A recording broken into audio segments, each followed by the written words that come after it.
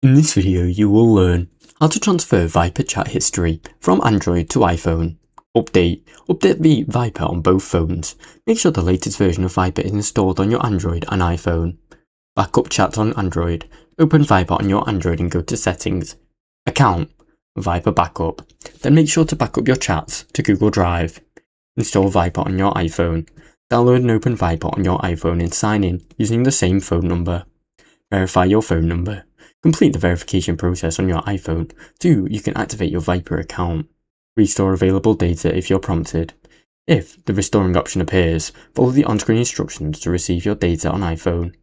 Confirm chat history transfer status. Check your conversations to see what data was successfully restored.